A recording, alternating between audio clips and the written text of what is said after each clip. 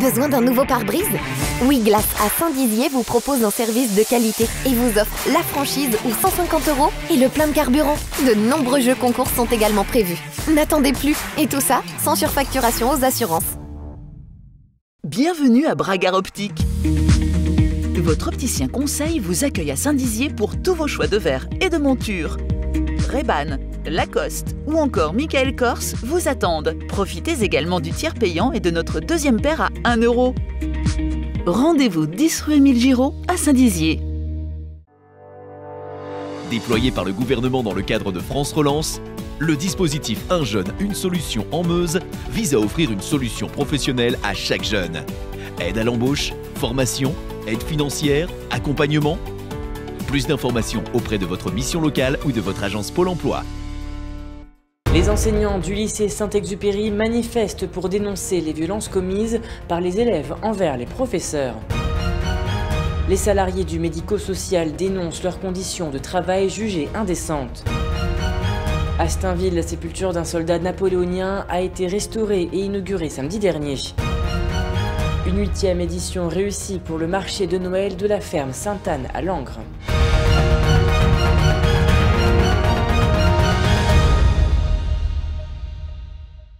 Bonsoir à tous et bienvenue dans votre journal du mardi 7 décembre 2021. Le lycée Saint-Exupéry de Saint-Dizier est en danger. Une vingtaine de professeurs des filières générales et professionnelles ont manifesté ce matin devant l'établissement afin de dénoncer le harcèlement qu'ils subissent par les élèves.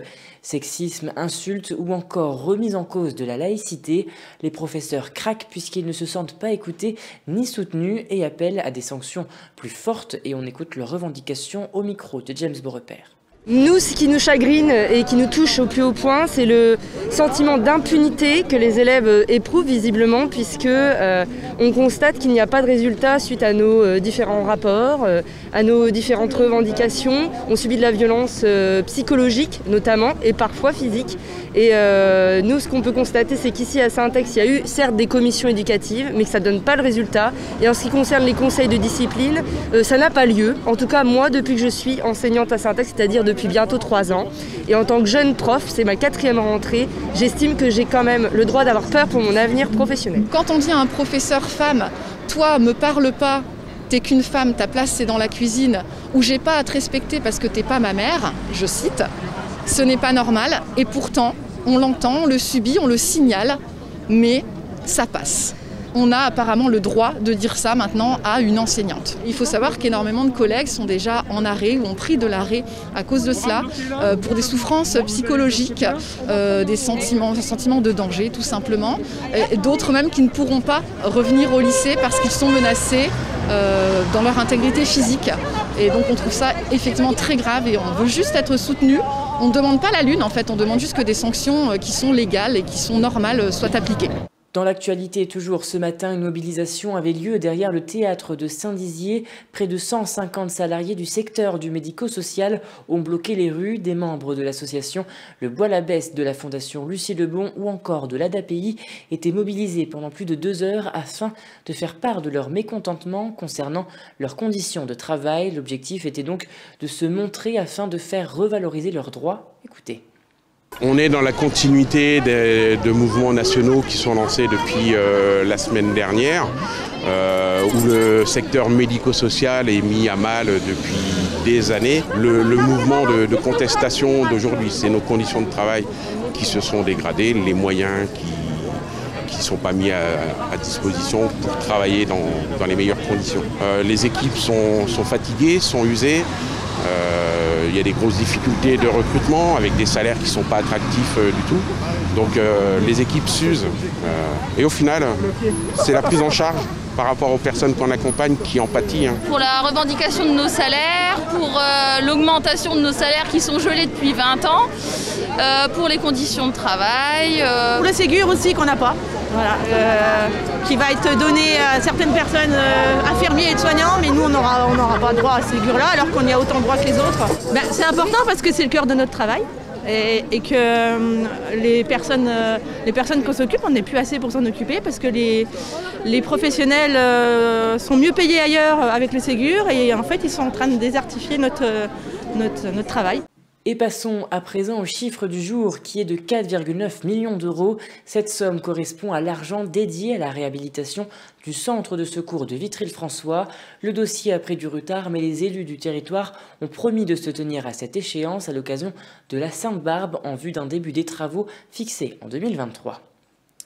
Un peu d'histoire à présent, une statue de Napoléon Ier fut érigée en 1842 sur une fontaine à eau en hommage aux 2 passages de Napoléon III le 26 février 1805 après la bataille d'Austerlitz et le 27 octobre 1809 après la bataille de Wagram dans la commune de Stainville dans la Meuse.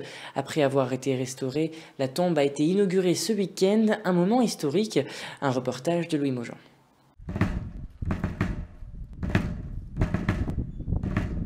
La petite commune de Stainville, située entre Saint-Dizier et Ligny-en-Barrois, a rendu hommage à Charles Laurent, sous-officier d'artillerie de l'armée napoléonienne. Une cérémonie s'est tenue ce samedi 4 décembre 2021, année bicentenaire de Napoléon, devant la tombe rénovée du soldat. Depuis 2010, donc, la commune a procédé, donc ma commune de Stainville a procédé à un travail de requalification, de rénovation donc, de notre cimetière. Et parmi on a recensé les tombes qui étaient des tombes importantes, des tombes historiques. Et il y avait cette tombe napoléonienne, d'un soldat napoléonien, et qu'on a souhaité donc rénover. Donc on a procédé à sa rénovation. Napoléon, c'est en fait ce trait d'union entre la Révolution française et les institutions actuelles dans beaucoup de sujets, le code civil, la préfectorale, la Cour des comptes, le Conseil d'État.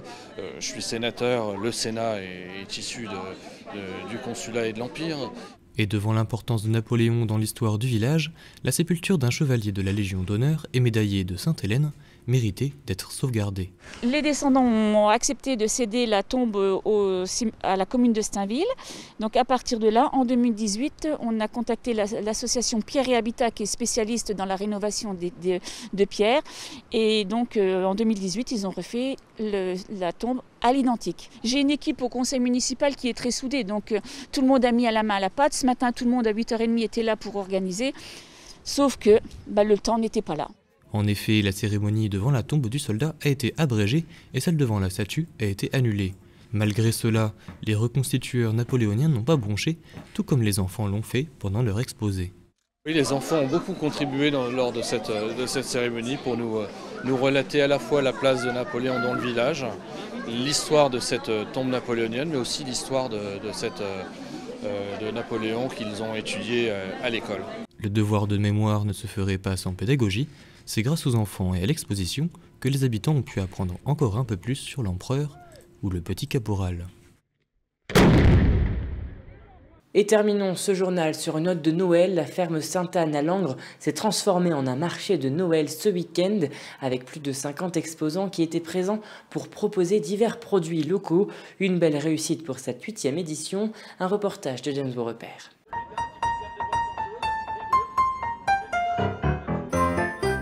C'est dans ce cadre bucolique qui allie tradition et patrimoine que la magie de Noël s'est installée ce week-end à Langres. Annulé l'an dernier, le marché de Noël a bien eu lieu cette année à la ferme Sainte-Anne. Donc le marché de Noël de la ferme Sainte-Anne est organisé sur le site du même nom, de la ferme Sainte-Anne à Langres. Voilà, c'est un lieu connu des Hauts-Marnais, notamment du sud du département. Il y a une association qui a fait vivre ce site pendant des années et qui organisait depuis 8 ans le marché de Noël avec des producteurs, avec des artisans triés, des artisans locaux. Ce ne sont donc pas moins de 60 exposants encadrés par les 60 bénévoles de l'association qui ont animé les travers de ce site historique pendant 2 jours. Et une chose est sûre, le marché de Noël à Langres est un rendez-vous annuel à ne pas manquer. C'est vrai que c'est un marché qui est vraiment très très beau. Il est vraiment axé sur Noël, c'est toujours bien décoré, il y a toujours du monde, une belle ambiance et du coup c'est vraiment agréable de venir.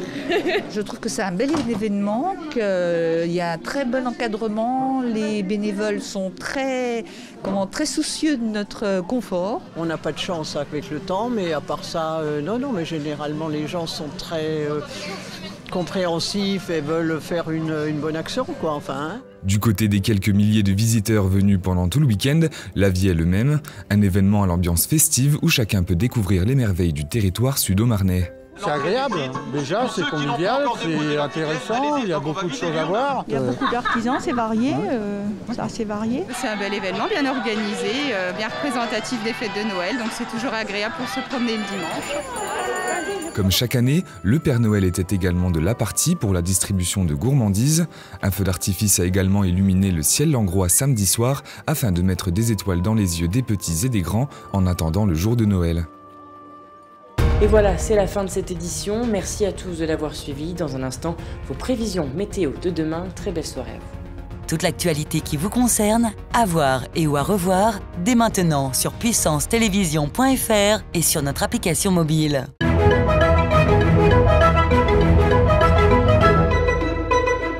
Bonsoir à tous. Demain matin, on annonce de la grisaille à Bar-le-Duc et à Chaumont. Quelques éclaircies seront à prévoir à Vitry-le-François et à Saint-Dizier. Pour l'après-midi, les nuages gagneront du terrain à Saint-Dizier. Côté température, il fera 5 degrés à Bar-le-Duc et à Chaumont. Demain, mercredi 8 décembre, nous fêterons les Elfies et nous perdrons 1 minute de soleil. Bonne soirée avec Puissance Télévision.